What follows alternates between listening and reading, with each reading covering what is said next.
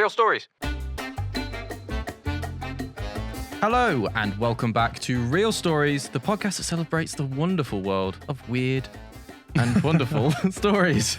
I'm Rowan. And I'm Tom. And we've got two stories with us today. And we've got the mission of figuring out whether those stories are true or the narrative of a film. We are on episode 6. Can you believe it? That's above the average, is it not? It is. I think Podcast's 3 lifeline. episodes and done is the average. And Why is that? Is that because I don't know. people have something they want to say, so they turn it into a podcast, and then they say it, and they're like, oh, podcast's I've done. run out of things to say. I think the problem is not enough white middle-class men are doing podcasts. And I think it's something that needs to be addressed. It's the real hot topic It really of is. the world right now. It really is. What have we got coming up on the show, Tom? So today, my story, after making a drunken bet, a man defies the odds to pull off an incredible feat, but it's then met with immense doubt when he tells the tale. So my story, Tom, is the unluckiest woman in the world tragically discovers that everyone she touches will die, and there's nothing suspicious about it at all. Goodness, and there's a potential for this not being a film. Everyone she touches that. So either she's barely touched any. Is this like physical touch? Tom, we're not on it yet. Okay, we're sorry. not on it. You're getting ahead of Well, yourself. I'm too excited. Can you start yours, please? Let's crack on. Real stories. Okay, so I'm going first then. Yes, please. Okay.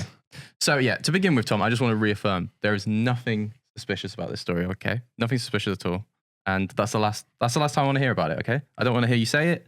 I don't want to hear you imply it. There's nothing suspicious about this story. Suspicions? I'm not allowed to be suspicious. There's no at any suspicion. point. Don't be suspicious. Don't Yeah. be suspicious. Okay. Exactly. No TikTok references here, please, Tom. So our tale begins like all good tales in Norway. And here, a little 14-year-old girl is working with her 7 siblings. The little girl is trying to raise enough money to go to New York, her life dream to escape the Norwegian countryside and head to the United States of America. A dream that probably isn't shared anymore by anyone in Norway, but there we go. Her name is Belle Gunness, I believe, and it's 1881, I should say. And her original name is Brihild Polstadter Storchef. We'll go with a modern name. Yeah, she changed her name when she went to America, so we're going to go with Belle. No, I don't like it when that happens, though. I wish people could, no matter where you are in the world, keep your real name. Brynhild. Staggeringly, Belle, or Brynhild, she was actually 6 foot in height, and everyone said that she was very strong. She was ripped. She was buff, right? Okay. You didn't want to mess with her. So Belle gets to America. She raises enough money, and she goes with her sister. And they spend a bit of time in Chicago, and she actually starts working as a butcher, of all things. It's here that she meets her husband, Mad Ditley Anton Sorensen. There's some good names in this story. His first name's Mad, like M-A-D-D. So for the sake of arguments, let's call him Mad Lad going forward. Okay. They have 2 babies together, and you know what? Life's good, right? She's followed her dream. She's in America. She's got the love of her life, Mad Lad. Things are good, okay? They buy a candy store together, but tragedy strikes, Tom. And again, nothing suspicious about this, but it burns to the ground, okay? Okay. Candy store's gone. The dream is over. It's not over, but there's a dent in the dream, okay? So was the dream candy? Was that always the dream? Because she was a butcher at one point. I don't know. We'll say it was, yeah. Okay. No one was hurt, luckily, but in a The shocking... children were. The candyless children. They were hurt. They're devastated. But in a shocking twist of fate, and again, nothing suspicious about this at all, but their family home burnt down too, like a day later, right? Right. What are the chances, okay? Probably very slim. Exactly. Well, I don't know. Like, we don't know the environment all the time. No. Like, where did they live? Near a volcano? It could have. Probably increases the In chances. Chicago. Is there any in Chicago? But again, nothing suspicious about this. But really luckily, Tom, in both instances, the couple received 2 big insurance payouts. Okay, now that sounds suspicious. How dare you, Tom? Retract that immediately, please. Redacted. Thank you. However, Belle's 2 children, and this is a bit sad actually, died pretty much straight away after they got this insurance payout, both from inflammation of their intestines. Luckily, they insured them too. No, So they were nicely compensated for their I'm deaths. sure they were. What happened next? I've fallen and I can't get up. Now, this is only a little note. Don't worry too much about this detail, but it was around this time as well that the neighbors began gossiping that Belle never even looked pregnant in the first place before having these babies. They just sort of appeared one day. But again, can't stress this enough. 2 babies. 2 babies. Insurance payouts. Were the babies the insurance payout? Again, Tom, nothing suspicious about this at all, okay? There weren't babies, and then there were babies, and then there weren't babies again, okay? That's all you need to know. With Jesus, so... Exactly. Stranger things have happened. But alas, Belle's bad luck streak was only just beginning, okay? Because her husband, Mad Lad, remember Mad Lad? I do. He died very suddenly from a cerebral hemorrhage, of all things. Belle said that she came out one day to find it. She came back, one day from like the market to find him with an awful headache. I mean, I get awful headaches, so I can feel his pain here. So she gave him some powder. I didn't go into much more detail and then she about got an that. insurance payout. And he died, which is very sad.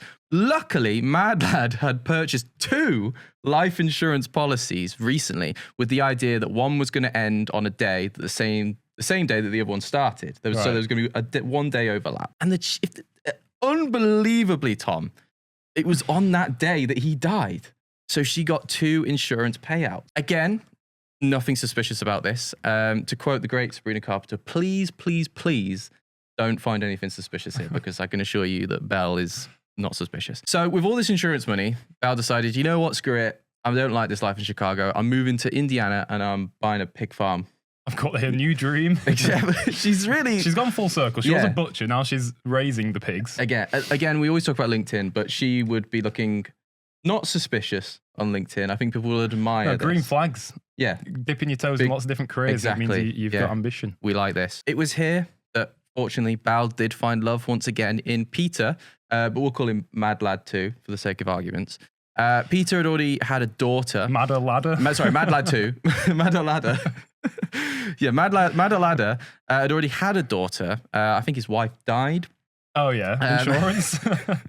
And 1 week, he went away. He just had to go away for a week. I don't know what work he did, but it required him to leave the farm. So he left his daughter in Belle's possession. She was looking after the daughter. Guardianship.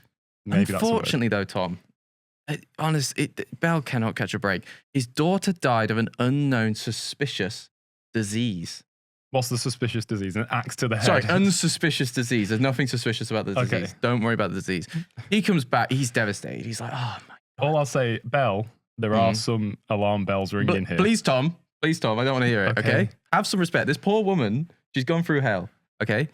So Mad Lad 2 comes back. He's devastated. He's not the same. Belle's, obviously, she's devastated too, as you can imagine. I'm sure she is. Oh, but it gets worse, Tom, because Mad Lad 2 one day is reaching for a high shelf and, oh my God, an awful twist of fate. A meat grinder falls onto his skull off the shelf. Why is it on a shelf? And is he tiny? Where do you put your meat grinder?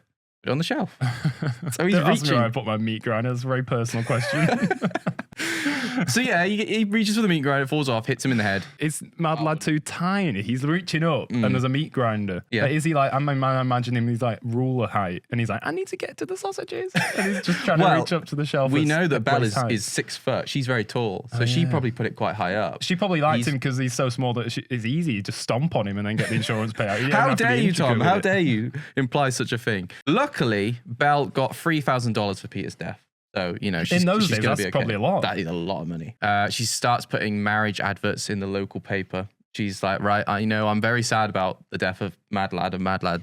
She definitely didn't put her CV in there, though, did she? No. Reduce the applicant. But she's like, I'm ready to move on. I need a man. So the advert actually ended up with the line, "Triflers need not apply." So she's got a thing against people who like trifle. Yeah, good joke. We're both so good at this comedy stuff. So while she hunted for an ex-husband, she had an on-off relationship with a bloke called Ray, or Mad Lad with benefits, and he was her farm keeper. So she couldn't do everything on the farm now that Mad Ladder was dead. So she needs another guy. So he comes along. He's doing odd jobs around the farm. So he's the farm hand and also her lover. Yes. Okay. On the side. Wait, which one's on the side? What? Which one's on the side there? Is he there mainly for the farm or mainly for her? Oh, well, he loves her. He's like deeply in love with her. But she's just like, hey, he's all right. He's all right. That's why she's putting adverts in the paper. Right. So a variety of men start moving in with Belle. But weirdly, and I can't get my head around this, Tom, but they all start disappearing after a while. One man called Henry, or Mad Lad 3, as his friends called him, he randomly disappears one day, right? And it's very strange, and his family are a bit concerned. Like this is not like him, okay? To disappear? To disappear. Okay. He's never done this before. I guess that's not like anyone, because once you do it once... it's a one-off thing. That's your thing. You either come back or you don't. Yeah. And they're even more confused to find that Belle seems to have his fur coat, his favourite fur coat that he would never leave. But she's wearing that, like, around, loving it. She loves this fur coat. But she's just like, yeah, I don't know what happened. He just went. There's Like, a certain emotion that's bubbling inside me here. I'm not going to tell you what it is. is that deep sadness for how life's turned out for Belle? I guess so. I hope it is. We'll go with that. My question here right now is that meat grinder that fell on Mad Ladder 2. How big's that meat grinder? No comment. So, yeah, the only constant with these disappearances is that weirdly, and I guess there's got to be some connection here, but before they disappeared, they all withdraw money. So they must be like taking the money and, like using it to like run away or something. They must be starting a new life with this money. And on a completely unrelated note, it's around this time that Belle becomes extremely wealthy. I can imagine.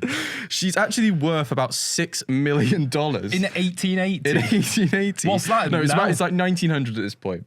Inflation, though, that's got to be a billionaire. She's doing well, all right? I mean, this farm must be making big money. Business is booming. I don't think the farm's got anything to do with it. They've probably got no pigs left. Tom, the farm's doing well, and that's all right. Okay, we won't judge. But Belle did not have time to worry about her extreme wealth because her greatest enemy was about to return.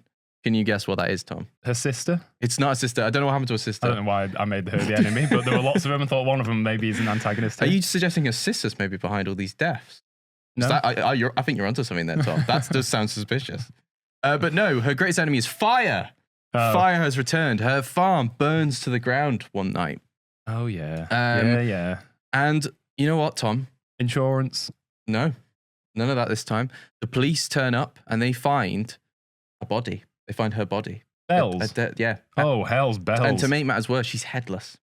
She's been decapitated and they can't find the head. In the fire? Well, obviously they think that's unusual. Fires don't do that usually. But they later find the partial remains of 11 more people and 3 children thought to be Belle's own children. That took a turn. This is the first time I'll let you say that's suspicious. Yeah.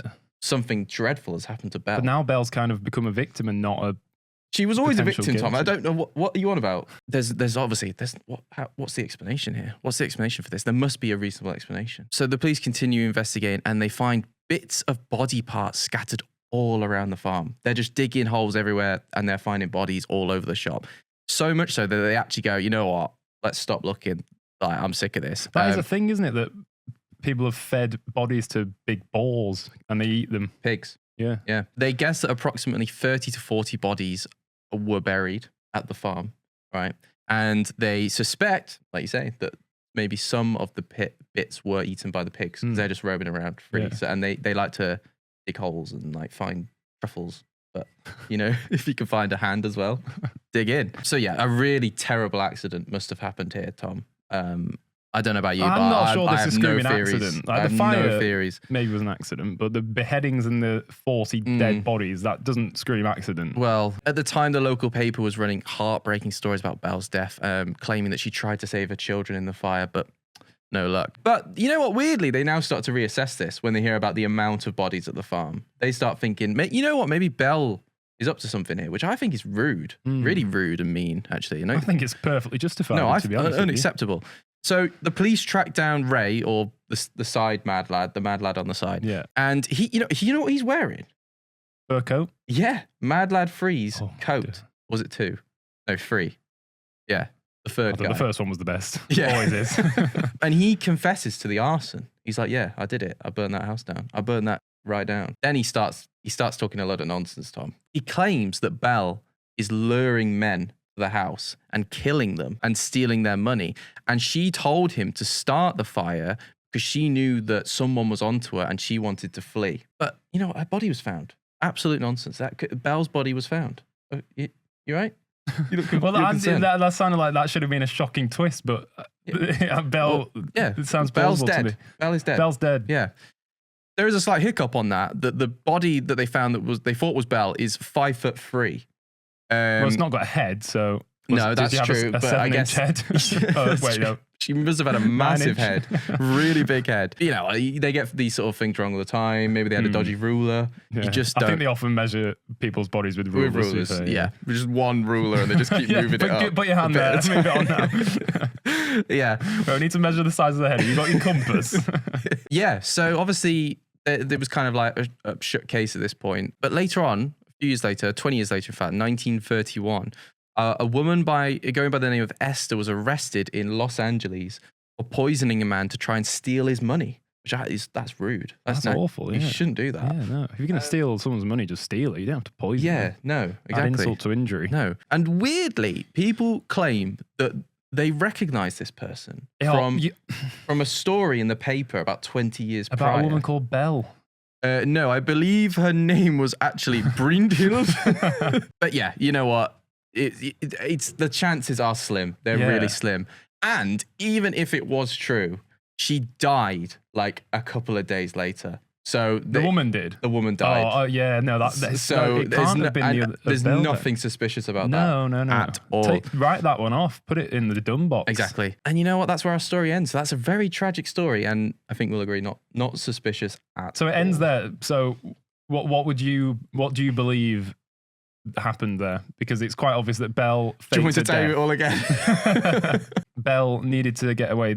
Someone was suspicious of her. She asked this guy to burn the house down. She chopped someone's head off. Yeah.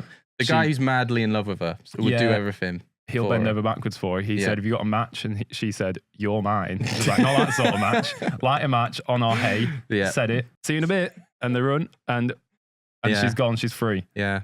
So I hope Belle is not a real person, because if she is, then I've lost all hope in humanity. It took it until now. Everyone's been great until I've heard about Belle. Okay. So, Tom. Well, we're already going in with it. The question, as always, is this real or real? Is it a film or is it a true story? For something to be caught in history, to like be told and told and told after it's passed and the time has ended, it's got to have unique things, and it's got to be a story that doesn't sound real, even though it is. So I'm gonna go against my instinct here, and I'm going to say, because this for me screams film, because it's so Hollywood and like, whoa, twist and turn. You can imagine being in a 4D Xbox, and then when Belle's head gets chopped off, you get thrown around. But I'm saying, oh, okay. So I'm saying true story. You're saying true? Yeah. Because you think it's a film. No, so it sounds like a film, but I think. All right, we're gonna have to do the tense build-up again. No, the tense build-up is done. Okay. I think just it's so implausible as a real thing that's the reason that it's still told to this day. Okay. And I'm gonna say true story. Okay. I can reveal, Tom. Oh, you're hovering over the red button. I don't like that. It is. I'm actually hovering over both buttons. Oh, sorry. It is. It's a true story. It is a true story. No way. Yep. So they never actually had any suspicion of Belle, but surely there was no suspicions of Belle. In fact, I can't remember exactly. I didn't write it down, but I read that there was so many fires happening related to Belle that instead of being suspicious about it, the governor decided to reform the insurance fire laws because they thought she wasn't getting a big enough payout each time it happened. She needs to teach us all her ways. But yeah, this is a true story, and apparently you can actually go visit her house. I don't really want to. There. Although it burnt down, so I'm not entirely sure what's there. But yeah, there you go. A field. A lovely field full of body remains and pigs. Real stories. Okay, my story this week. We're going to jump forward 50 years from the start of yours, and we're going to go to 1930. And the protagonist for my story today is a man called Thomas Fitzpatrick, but he's more commonly known as Tommy Fitz, which I think is a cool name. He sounds like he should be a fighter. It's a cool name. You could have that name. You could use that name. He called me Fit. Yeah. Thank you. Yeah, boy. At the age of 15, he lied about his age in order to serve in World War II. Oh my God. Not again. Long-term fans of the podcast will know that World War II has been in here quite a bit. We should call this World War II stories at this point. We're only glancing over World War II today, as lots of people in the past didn't have the chance to do. We are just going to briefly go in and out, dip our toe in World War II. The people that died in World War II? No, not at all. Okay. Tommy joined the Marine Corps, and he fought in China. And during his time in the military, he learned to fly reconnaissance aircrafts, which are like spy planes. You know, the ones that fly really high and they can see everything. Yeah. I don't know what they do. They've got a long lens. Yeah, they do something like that. Yeah. And he was discharged from the Marines 2 years after the war. After that, he wasn't quite done with the military, so he rejoined the army and he was stationed in Japan. And he was due to return home, but then the Korean War began. And obviously you don't return home at the start of a war. So he remained there between 1950 and 1953, which was the duration of that war. And he became the first person from New York to be wounded in Korea. And he received a Purple Heart for his service, for this heroic act. A what? A Purple Heart. which is like it's a badge of honor for somebody that's. Oh, right, okay. I think if you've been wounded in service, you get a Purple Heart. Right. He didn't actually have a Purple Heart. Because of like a medical condition or something. No. Stress induced. No, he was given a badge like at school when you get starved a week. It's like that, but a bit more intense. That's good. That's nice for him. And then he left the military and he started working as a steam fitter in New York. A what? A steam fitter. What's You're going to ask what one of those is? I would love to know what one of them is. So would I. It's something to do with pipes. I think pipes that steam comes through. He like fits them. Okay, he's like Mario. Yeah, basically. Yeah, okay. I think he was a steam fitter. In 1956, okay, this is where we get to the core of our story. Tommy was drinking in a bar in New York. And drunk, he started making bets with other bar dwellers. And he made one bet that was particularly interesting. And that was that he said, I bet you I could travel from New Jersey to New York in 15 minutes. And that's a 70-mile journey. Oh. So can you please do the maths now? Completely unedited. We're not going to edit down how long this takes you. How fast would he have to go to get 70 miles in 15 minutes?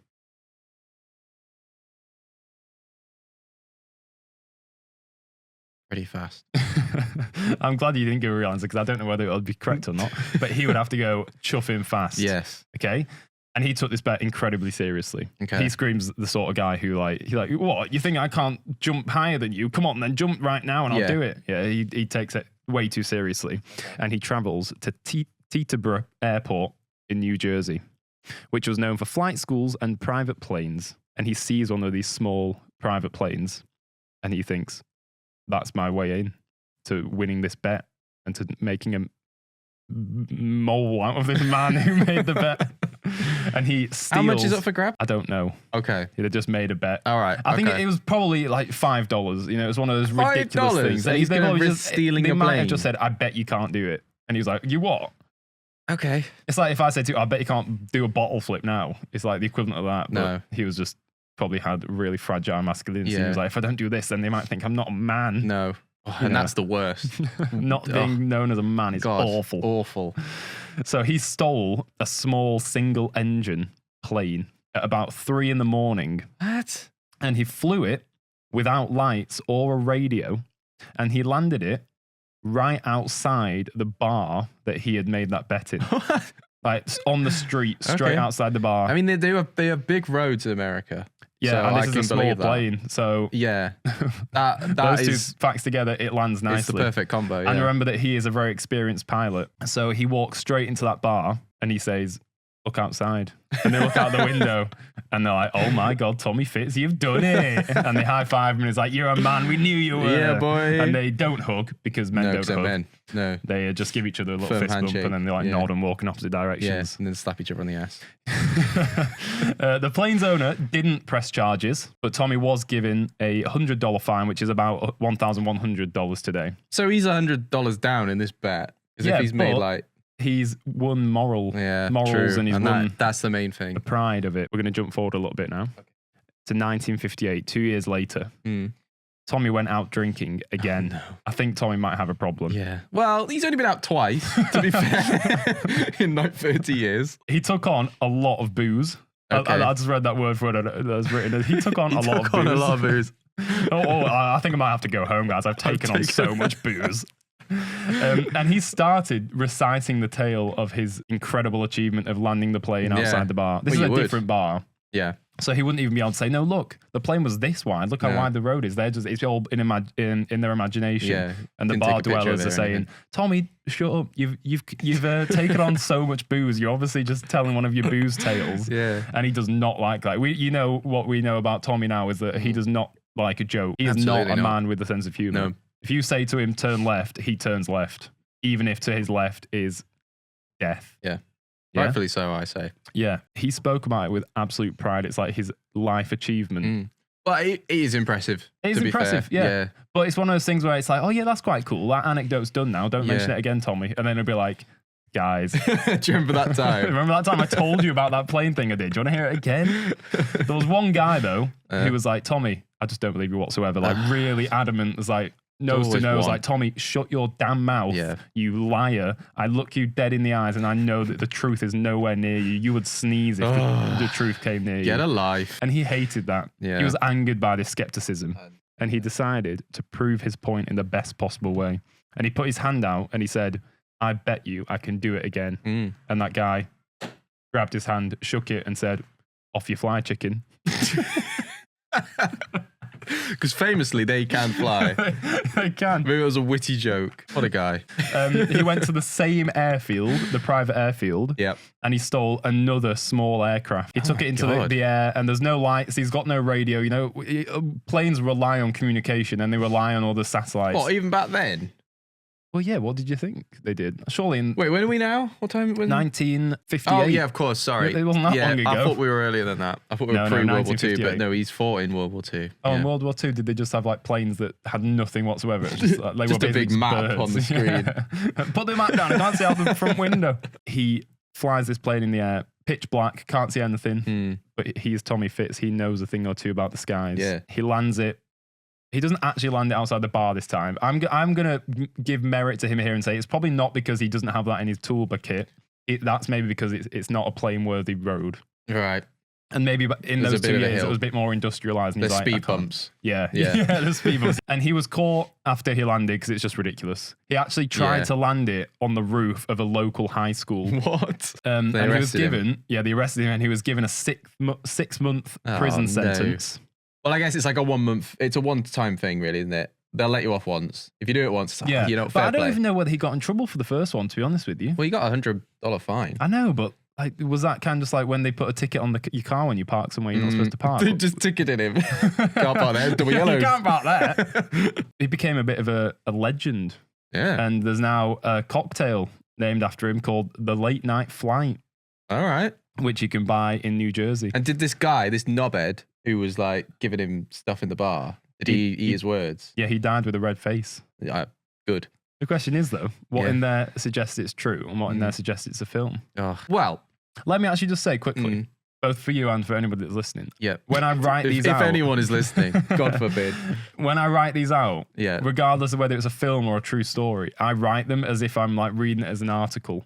Oh, right, okay. So like if I've watched a film, I'll then go onto the page on Wikipedia and it has the plot. Yeah. And I'll write it from that, not based on my memory, because it writes it as if it's a true narrative, like a plot of reality. So it always, if it sounds like I'm just telling a true story. Maybe this is where I'm going wrong, because I just tell it as a story. I don't really think about that. I think there's a lot in this that rings true. I don't think there's anything in this that's like implausible. I mean, obviously it's like incredible, but I mean, we've heard Belle's incredible tale of non-suspicious coincidences, so it could happen. So I'm going to say... You got to think, the logic of me thinking there's so much that suggests it is a film. Yeah. You're trying to mess with my mind. We're not very good at this dramatic build today, are we? Just have it on and we just carry on talking. Well, my instinct is it's true. I don't think this would be a brilliant film, but I've done this before and it's been a film and it's been your nan. So... Sounds like a terrible insult. Oh no, this isn't your granddad, is it? I'm going to say it's true. You reckon it's true? Yeah. Ah, yes! The tables have turned here. You got yours right? Oh yeah, I did, but it started off the first few episodes as that it was consistently, but now it's becoming more level playing field here. Like the scores are evening up a little bit. Is anyone keeping track? Nope. If you are, write in. If you are, give us a tweet. Yeah, are we on Twitter? I don't think no one is it. We're not. Are we on that Tweety? No, I don't think we will ever be there. No, we're not. It's true. It's a true story. Tommy Fitz is a real man. Ah, cool. We've got nothing more to say about Tommy Fitz.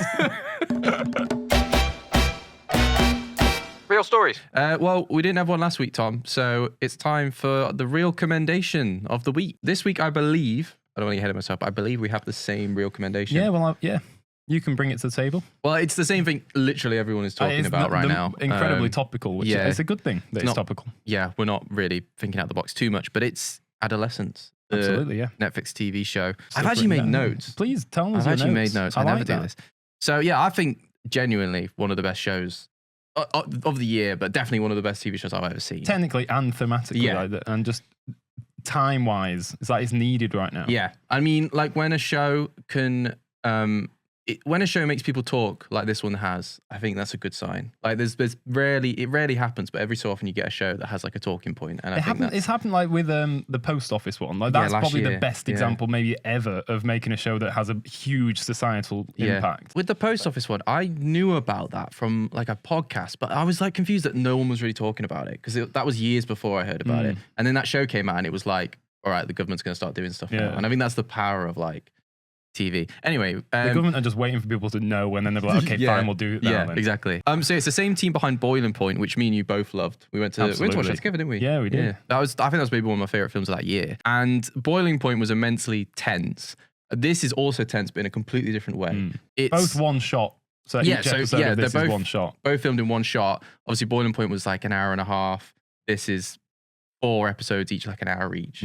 Each episode filmed in one take, which incredible. And I think the biggest compliment I can give to the fact that it's one shot is that it feels like they had this story to tell, and then they were like, oh, maybe we should tell this as one shot. They didn't, even though I think Stephen Graham did want to just tell a story that was one shot again, but it didn't feel like, right, we want to do this gimmicky thing of a one-shot series. What should we tell it about? It's like it added so much to it. And I think the way you can see that is and I didn't think this would happen. When I heard about it, I was like, there's no way. But you forget it's one shot. Absolutely, you just if you didn't know, you get wouldn't lost in it. No. And I don't know whether they did it intentionally, but someone would like cross in front of the camera at one point, and it would kind of be like, like in 19, what was that film called? 1917? Yeah, 1917, how they did do cuts like that, but they kind of suggested it, but like, no, that wasn't a cut. You're still within this moment. No, definitely. But I think most importantly, obviously the technical side is incredible, but like the discussions about youth, masculinity, social media, all these sort of things. This is why I've written notes, because I think it's obviously an important topic, but like it builds up this profile. So the story is that a young girl is murdered, and they very early on, so it's not really a spoiler, that you find out that this young 13-year-old boy has done it. Well, we found out that he's arrested, and then like he's kind of denying it. And but you find out very quickly, there's no like, it's not a whoddunit. I think in the behind the scenes, it's like, this isn't a who done it, it's a why done it. Which is so it sort of builds up this profile of like why he did it, or like what brought him to do this, without ever excusing him. There's never like an excuse for why he did it, because obviously it's a horrific evil act, but it like looks into it with like, it sort of shows all the different things that might have led him there, such as like the culture war stuff, like your Andrew Tates of the world. My name drops Andrew, which I'm glad about, because he is so at the center of it. Absolutely. I've been in, I think it's twice or maybe 3 times, because I go into primary schools to do work. I've heard kids that are in like year 5, year 6 mention Andrew Tate, like boys. That's terrifying. One of them said it. I heard him talking to somebody, and she was saying she's from Romania, and like he excitedly was like, oh, "Do you know Andrew Tate?" Then, and her answer, she was like, what she said was amazing. She was like, "No, I don't, and I don't think you should either, because he's a horrible man." Yeah, and like, but the fact that he's in that space is like a name that gets dropped, like Mickey the Mouse. Or whatever. Well, that's the thing. Andrew Tate is not comparable to Mickey Mouse, but kids these days are so much older than like. When I think back to being like that, year 5, I wouldn't know who anyone was like that. I'd know who like Pikachu was, or like, it's scary. And Andrew Tate and characters like him, even presidents of some countries, have like monetized a generation. I think what was really clever about the show is it presents not just that boys are being like indoctrinated by this, but women too, or girls. Like the girl at the heart of it that's murdered, she's even using the language and terminology of Andrew Tate. Like she's also being influenced by this. And there's a whole other language, like this I didn't understand half of it. Else. I didn't know what an incel was. I'd heard of it. I didn't know incel meant involuntarily celibate. No. I'd heard the word incel. But yeah, it comes, in my eyes, it comes down to like the basic thing of like, it's been there forever and you hear about it, but it kind of gets forgotten, is men's struggle with like opening up, and the whole thing about like having fragile masculinity and stuff like that. Like you kind of, the societal norms are still like, don't talk about it. Like it's not as accepted. And I think people like Andrew Tate have come in and they've utilized this to their own advantage. Cleverly, I think it never puts the blame on one specific issue. No. Like it shows the school life, which is pretty awful. And also that school episode, the second episode, is all in a school. Yeah. And that is just one of the most incredible things I've ever seen. Yeah. Like, so managing, I think it was 200 like school-age children or teenagers. Yeah. And it was so authentic. I've been in high schools and a lot of them feel so similar to that. Like really authentic. I said to Lydia, when the scene where there's a fire drill and all the kids are going out to the playground. I said, if I was a producer on this, I'd be like, no, scrap that. Yeah. We're not doing that. That's ridiculous. There's a lot to take away from it. I think I've seen some pretty bad takes on it. Like I've seen the issue is that women are just as equal as men these days and men can't handle it. And I just think like that's not a reason. But the issue there isn't that women are equal to men. No. The issue there is that men can't handle it. It's our problem as men. The blame should not be put on women. I think also one thing that the show does really well is it shows that this is an issue that is so modern, like because these young people can access, like down to how a purple heart means something, an orange heart means something. Like the mode of address is so magnified down, where so one little emoji can mean so much. I know. It's like there's this episode with the psychologist, and it feels like the psychologist. That was my favorite. That was so good. Like the acting in that is absolutely incredible. But it feels like she's discovering this thing, like she's shocked to the core when she realizes like this boy has got these ideologies, and like you can see it in her eyes. It's like, oh my god, this is real. There we go. That's our real recommendations. Real story. So before we go, Tom, we'd first like to thank our sponsor this week, which is that noise that wood pigeons make that reminds you of sitting in a garden when you were 5. Tom, would you like to tell us a bit more about that? I can. So, when you maybe globetrotting, you're traveling the world and you miss home and you think, what do I miss? What are those home comforts? Yeah. Sometimes it all just comes down to a single noise. And just for a moment, you close your eyes and you put your lips together and you go... Is that the tune they do? Yeah, that was lovely. Do that again. Yeah.